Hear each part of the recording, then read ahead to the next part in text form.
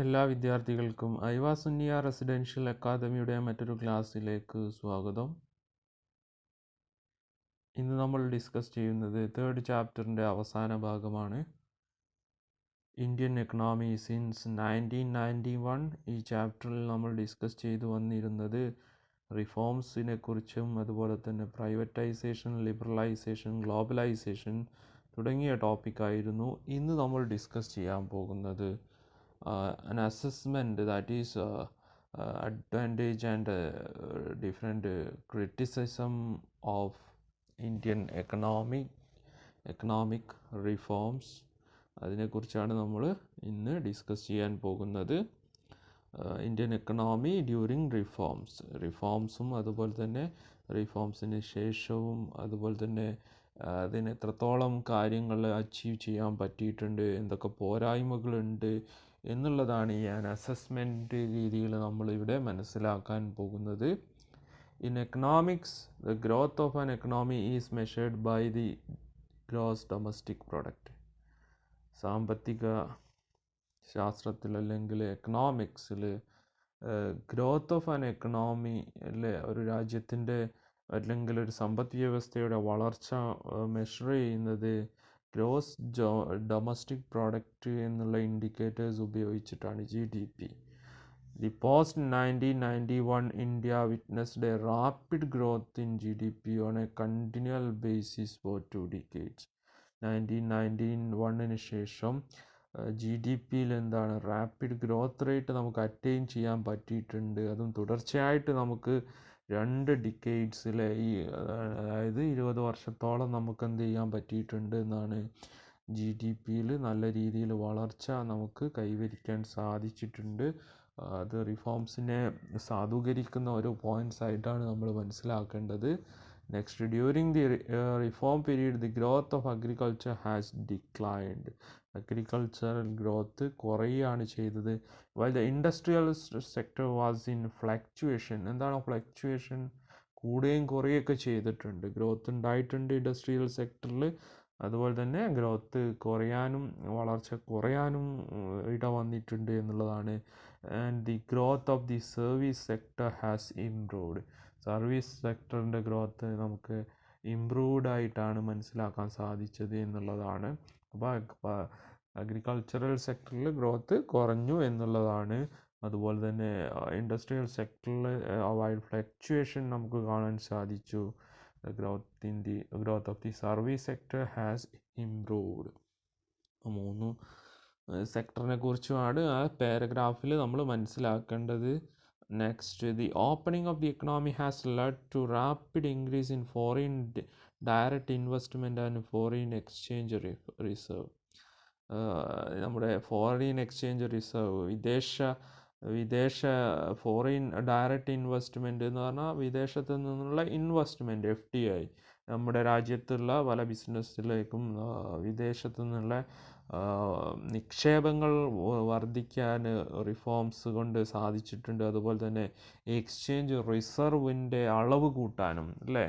വിദേശത്ത് നിന്ന് വരുന്ന സമയത്ത് അവർ ഇന്ത്യയിൽ ഇൻവെസ്റ്റ് ചെയ്യണമെങ്കിൽ അവർക്ക് ഇന്ത്യൻ കറൻസി ആവശ്യമായിട്ട് വരും. സ്വാഭാവികമായിട്ടും അവരുടെ കറൻസി കൊടുത്തിട്ടാണ് നമുക്ക് നമ്മുടെ കറൻസിയൊക്കെ എന്ത് ചെയ്യുക, അവർ കൺവേർട്ട് ചെയ്യുക. അത് നമുക്ക് എന്ത് ചെയ്യും, വിദേശ കറൻസിയുടെ അളവിൻ്റെ തോത് വർദ്ധിക്കാനും എന്ത് ചെയ്തിട്ടുണ്ട്. അത്തരത്തിലുള്ള റിഫോംസ് വന്നതുമായി വിദേശത്ത് നിന്നുള്ള നിക്ഷേപം വന്നു, ബിസിനസ്സിലേക്കുള്ള നിക്ഷേപം വന്നു. അതുകൊണ്ട് എന്ത് ചെയ്തു, അതിൻ്റെ ഫലമായിട്ട് നമ്മുടെ വിദേശ കറൻസിയുടെ റിസർവിൻ്റെ അളവും കൂടാൻ സാധിച്ചിട്ടുണ്ട് എന്നുള്ളതാണ്. അപ്പം കാര്യങ്ങൾ 3 പോയിൻറ്റ്സും നന്നായിട്ട് തന്നെ മനസ്സിലാക്കുക. ഫസ്റ്റ് പോയിൻ്റ് പറഞ്ഞത് എന്താണ്, നമ്മുടെ രാജ്യത്തിൻ്റെ എക്കണോമിയുടെ ഗ്രോത്ത് റേറ്റ് നമ്മൾ മെഷർ ചെയ്യുന്ന ഒരു ഇമ്പോർട്ടൻറ്റ് ഫാക്ടറാണ് എന്ത്, ഗ്രോസ് ഡൊമസ്റ്റിക് പ്രോഡക്റ്റ്. അതുപോലെ തന്നെ എന്താണ്, 2 ഡിക്കേഡ്സ് നമുക്ക് നന്നായിട്ട് വളർച്ച കൈവരിക്കാൻ സാധിച്ചിട്ടുണ്ട്. ദെൻ അഗ്രികൾച്ചറിൽ മുരടിപ്പാണ് വന്നത് എന്നുള്ളത് മനസ്സിലാക്കുക. ഇൻഡസ്ട്രിയൽ സെക്ടറിൽ ഏറ്റക്കുറച്ചിലും അതുപോലെ തന്നെ സർവീസ് സെക്ടറിൽ നല്ല പോസിറ്റീവായിട്ടുള്ള വളർച്ചയും ഉണ്ടായിട്ടുണ്ട് എന്നാണ് രണ്ടാമത്തെ ഒരു പാരഗ്രാഫിൽ പറയുന്നത്. അതിനുശേഷം എക്കണോമിക് ഓപ്പൺ ചെയ്തത് അല്ലെ, റിഫോംസ് പരമായിട്ട് നമ്മൾ എന്ത് ചെയ്തു, നമ്മുടെ എക്കണോമി പല രീതിയിലും തുറന്നു കൊടുത്തു. വിദേശത്ത് നിന്ന് ഈ നിക്ഷേപിക്കാൻ താല്പര്യപ്പെടുന്നവർക്കൊക്കെ നമ്മൾ ഓപ്പൺ ചെയ്ത് കൊടുത്തു, പല രീതിയിലും ലിബറലൈസ് ചെയ്തു. അതിൻ്റെ ഫലമായിട്ട് ഫോറിൻ ഡയറക്റ്റ് ഇൻവെസ്റ്റ്മെൻറ്റ് അല്ലേ, വിദേശ നിക്ഷേപം, നേരിട്ടുള്ള നിക്ഷേപം എന്ത് ചെയ്തു, വർദ്ധിച്ചു. അതുപോലെ തന്നെ ഫോറിൻ എക്സ്ചേഞ്ച് റിസർവ്, വിദേശ കറൻസിയുടെ റിസർവുകൾ കൂടാനും കാരണമായി എന്നുള്ളതാണ്.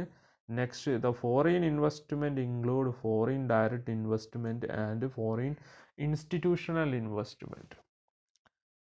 ഫോറിൻ ഇൻവെസ്റ്റ്മെൻറ്റിനെ നമുക്ക് രണ്ടായിട്ട് പറയാം, ഫോറിൻ ഇൻസ്റ്റിറ്റ്യൂഷണൽ ഇൻവെസ്റ്റ്മെൻറ്റും ഫോറിൻ ഡയറക്റ്റ് ഇൻവെസ്റ്റ്മെൻറ്റും.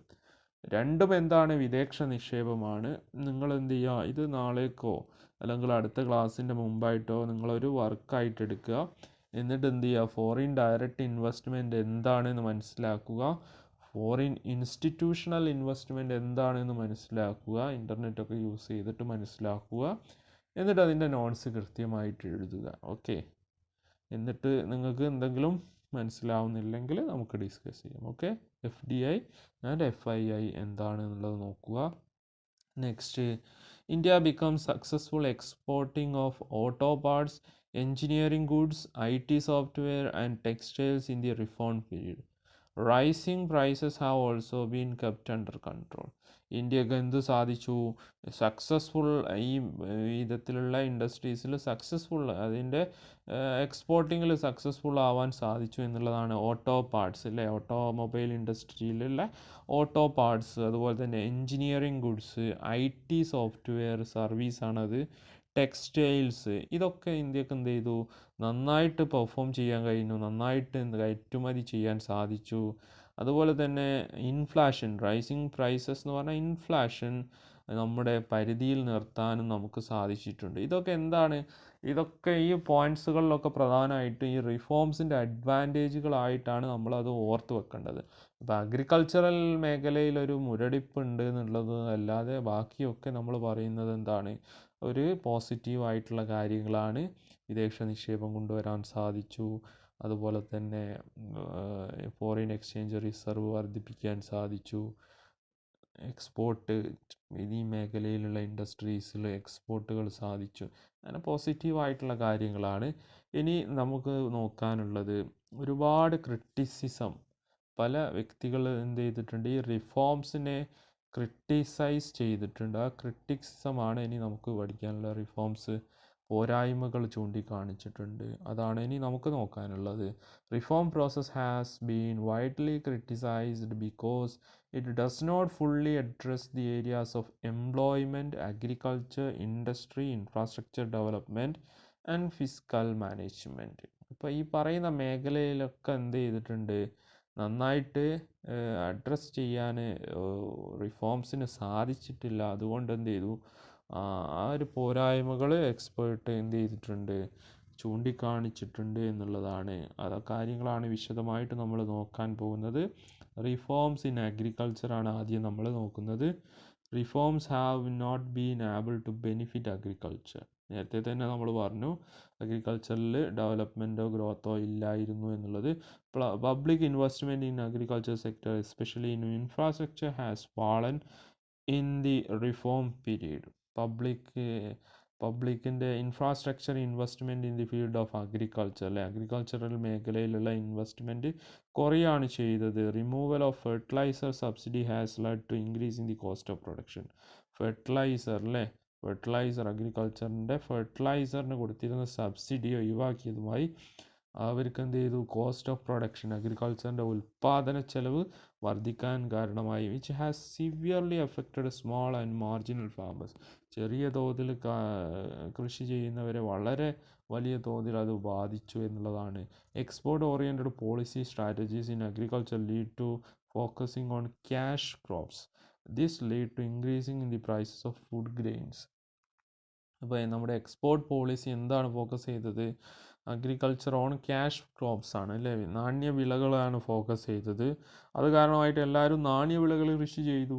അതിൻ്റെ ഫലമായിട്ട് എന്ത് ചെയ്തു, ഭക്ഷ്യ വിളകൾക്ക് എന്ത് ചെയ്തു, ഫുഡ് ഗ്രെയിൻസിൻ്റെ വില വർദ്ധിച്ചു എന്നുള്ളതാണ്. അതെല്ലാവരെയും ബാധിച്ചു എന്നുള്ളതാണ്. കാരണം എല്ലാവർക്കും ഭക്ഷണത്തിന് വേണ്ടി ഫുഡ് ഗ്രെയിൻസ് ആവശ്യം വരുമല്ലോ. അപ്പോൾ ആ രീതിയിലൊക്കെയാണ് വളരെ നല്ല രീതിയിൽ ആ ഒരു പാരഗ്രാഫിൽ കാര്യങ്ങളൊക്കെ പറയുന്നുണ്ട്. അപ്പോൾ എന്താണ്, വേണ്ട രീതിയിലുള്ള ബെനിഫിറ്റ് കൊണ്ടുവരാൻ അഗ്രികൾച്ചറൽ മേഖലയ്ക്ക് റിഫോംസിന് സാധിച്ചിട്ടില്ല. പബ്ലിക്കിൻ്റെ ഇൻവെസ്റ്റ്മെൻറ്റ് ഇൻ ഇൻഫ്രാസ്ട്രക്ചർ, അഗ്രികൾച്ചറൽ ഇൻഫ്രാസ്ട്രക്ചറിൽ എന്ത് ചെയ്തിട്ടില്ല, വലിയ രീതിയിൽ നടത്തിയിട്ടില്ല, അല്ലെങ്കിൽ കുറഞ്ഞു എന്നുള്ളതാണ്. ഫെർട്ടിലൈസർ സബ്സിഡി ഒഴിവാക്കിയത് മൂലം എന്ത് ചെയ്തു, സ്മോൾ ആൻഡ് മാർജിനൽ ഫാമേഴ്സ് വലിയ തോതിൽ അവരെ ബാധിച്ചു. കാരണം എന്താണ്, അവരെ കോസ്റ്റ് ഓഫ് പ്രൊഡക്ഷന് കൂടാൻ കാരണമായി. അതുപോലെ തന്നെ expert oriented policy strategies in agriculture എന്തിനെയാണ് ഫോക്കസ് ചെയ്തത്, ക്യാഷ് ക്രോപ്പ് രീതിയിലുള്ള പ്രോഡക്ട്സിനെയാണ് അല്ലേ, നാണ്യവിളകളെയാണ് ഫോക്കസ് ചെയ്തത്. അത് കാരണമായിട്ട് എന്ത് സംഭവിച്ചു, ഭക്ഷ്യ വിളകളുടെ ഉൽപ്പാദനം കുറഞ്ഞു. അത് ഭക്ഷ്യവിളകളുടെ അല്ലേ ഭക്ഷ്യവസ്തുക്കളുടെ വില വർദ്ധിക്കാൻ കാരണമായി എന്നുള്ളതാണ് ക്രിറ്റിസിസമായിട്ട് നമ്മൾ മനസ്സിലാക്കേണ്ടത്. Next, growth and employment. Though the GDP growth rate has increased in the reform period, scholars point out that the reform-led growth has not generated sufficient employment opportunities in the country. ആ ഒരു point growth and എംപ്ലോയ്മെൻറ്റിൽ നമ്മൾ മനസ്സിലാക്കേണ്ടത്, GDPയിൽ പോസിറ്റീവായിട്ടുള്ള ഇമ്പാക്റ്റുകളും അതുപോലെ തന്നെ വളർച്ചയും ഒക്കെ കൊണ്ടുവരാൻ സാധിച്ചിട്ടുണ്ട് എങ്കിൽ പോലും അവിടെ എന്ത് കൊണ്ടുവരുന്നതിൽ പരാജയപ്പെട്ടു, വേണ്ടത്രോളം എംപ്ലോയ്മെൻറ്റ് ഓപ്പർച്യൂണിറ്റീസ് അല്ലേ, തൊഴിലവസരങ്ങൾ സൃഷ്ടിക്കുന്നതിൽ പരാജയപ്പെട്ടു എന്നുള്ളതാണ് ഈ ഒരു മേഖലയിലെ ഒപ്പോണൻസ് ആയിട്ടുള്ള വ്യക്തികൾ ചൂണ്ടിക്കാണിച്ചത്. Next, reform and fiscal policies. Fiscal policy means government of India, the ministry of finance ഒക്കെ എടുക്കുന്ന പോളിസീസാണ്. മോണിറ്ററി പോളിസി എന്നൊക്കെ നമ്മൾ കേട്ടിട്ടുണ്ട് അല്ലേ, policies taken by central bank of a particular country. അതായത് RBI എടുക്കുന്നതാണ് എന്ത്, മോണിറ്ററി പോളിസി. അപ്പോൾ fiscal policy related with the government of India, that is the ministry of finance. അപ്പോൾ ഇവിടെ എന്താണ് ഫിസ്ക്കൽ പോളിസി എന്ന് പറഞ്ഞാൽ, പ്രധാനമായിട്ട് ടാക്സിൻ്റെ വില കൂട്ടുകയും കുറയ്ക്കുകയും ടാക്സ് അഡ്മിനിസ്ട്രേഷനൊക്കെയാണ് എന്ത് ഫിസ്ക്കൽ പോളിസീസിൽ വരുന്ന കാര്യങ്ങൾ. അപ്പോൾ ഇവിടെ നമ്മൾ മനസ്സിലാക്കേണ്ടത്, the tax reduction in the reform period. Tax reduction എന്ന് പറഞ്ഞാൽ ടാക്സ് കുറയ്ക്കുക, ടാക്സിൻ്റെ റേറ്റ് കുറയ്ക്കുക. Aimed at yielding larger revenue and curve tax evasion. ഇവിടെ ഒരു ചിന്താഗതി എന്ന് പറഞ്ഞാൽ എന്താണ്, ടാക്സിൻ്റെ റേറ്റ് കുറയ്ക്കുന്നതും അത് എന്ത് കൂട്ടും എന്നാണ് പറഞ്ഞത്, ടാക്സിൻ്റെ റവന്യൂ കൂട്ടും, അതുപോലെ തന്നെ ടാക്സിൻ്റെ വെട്ടിപ്പ് കുറയും എന്നുള്ളതാണ്. ഇപ്പം ടാക്സിൻ്റെ ആ ഒരു റേറ്റൊക്കെ കുറച്ചാൽ ടാക്സ് അടിക്കാത്തവരും ടാക്സ് അടിക്കാൻ താല്പര്യം പ്രകടിപ്പിക്കും, അതുവഴി ടാക്സ് റവന്യൂ കൂടും. അതുപോലെ തന്നെ ടാക്സിൻ്റെ ടാക്സ് ഇവേഷൻ മീൻസ് അൺഓതറൈസ്ഡ് ആയിട്ടുണ്ട് ആ ടാക്സ് വെട്ടിക്കുക, ടാക്സ് കൊടുക്കാതിരിക്കുക, അതൊക്കെയാണ് അതിൻ്റെ ഒരു മീനിങ് ആയിട്ട് നിങ്ങൾ മനസ്സിലാക്കേണ്ടത്. അപ്പോൾ അതായിരുന്നു ചിന്താഗതി ഗവൺമെൻറ് ഓഫ് ഇന്ത്യയുടെ എന്താണ് ഒരു ധാരണ ആ രീതിയിലായിരുന്നു. പക്ഷേ it does not achieve the fruitful result. പക്ഷേ ഈ ഒരു ഫോർകാസ്റ്റ്, ഇങ്ങനത്തെ ഒരു എന്താണ് മുൻകൂട്ടിയുള്ള ഒരു ഫോർകാസ്റ്റ് നമുക്ക് എന്ത് ചെയ്യാൻ പറ്റിയിട്ടില്ല, അറ്റൈൻ ചെയ്യാൻ പറ്റിയില്ല. Reform policies involving tariff reduction have curtailed the scope of raising revenue through custom duties. ഇവിടെ താരിഫ് റിഡക്ഷൻ, റിഫോം പോളിസിയിൽ താരിഫ് റിഡക്ഷൻ കൊണ്ടുവന്നത് വഴി നമുക്ക് എന്ത് ചെയ്തു, താരിഫ് എന്ന് പറഞ്ഞാൽ ഗവൺമെൻറ്റിൻ്റെ ഒരു റവന്യൂ ആണ് അല്ലേ, ഗവൺമെൻറ് ടാക്സ് ആണ് എന്നുള്ളത് നമുക്കറിയാം. അപ്പോൾ എന്താണ് ഇവിടെ കസ്റ്റം ഡ്യൂട്ടീസ് ഒക്കെ കളക്ട് ചെയ്യാനുള്ള അല്ലെങ്കിൽ സ്വീകരിക്കാനുള്ള സ്കോപ്പും ഇല്ലാതാക്കി. അപ്പോൾ ഈ റിഫോം വന്നത് വഴി എന്ത് ചെയ്തു, നമ്മളെ ടാക്സ് റവന്യൂ കുറയാൻ കാരണമായി. കാരണം അതിന് പല കാരണങ്ങളുണ്ട്. ഒന്നെന്താണ്, ഇവിടെ ടാക്സ് കുറച്ചിട്ട് ഗവൺമെൻറ്റിന് ടാക്സ് ഇവേഷനൊക്കെ ഒഴിവാക്കി കൂടുതൽ വരുമാനം കിട്ടാം എന്നുള്ളൊരു ചിന്താഗതി ഉണ്ടായിരുന്നു. അത് പ്രാക്ടിക്കലി നടന്നിട്ടില്ല എന്നുള്ളതാണ്. മറ്റൊന്ന് എന്താണ്, ഗവൺമെൻറ് താരിഫ് ഒഴിവാക്കിയത് മൂലം നമുക്ക് എന്താണ് എക്സൈസ് ഡ്യൂട്ടീസിൻ്റെ ഒക്കെ കസ്റ്റം ഡ്യൂട്ടീസൊക്കെ ചുമത്താനുള്ള എന്താണ് അധികാരവും നഷ്ടപ്പെട്ടു. അതും എന്ത് ചെയ്തു, വരുമാനം കുറയാൻ കാരണമായി എന്നുള്ളതാണ് റിഫോംസ് ആൻഡ് ഫിസ്ക്കൽ പോളിസിയിൽ നമ്മൾ മനസ്സിലാക്കേണ്ട കാര്യങ്ങൾ. നെക്സ്റ്റ്, ക്രിറ്റിസിസം ആയിട്ട് മനസ്സിലാക്കേണ്ടത് reforms in industrial growth also recorded A slow down. ഒരു സ്ലോ ഡൗൺ അല്ലേ, ഒരു മന്ദിപ്പാണ് റെക്കോർഡ് ചെയ്തത്, മന്ദിപ്പാണ് കാണിച്ചത് എന്നുള്ളതാണ് ഇൻഡസ്ട്രിയൽ ഗ്രോത്തിൻ്റെ കേസിൽ.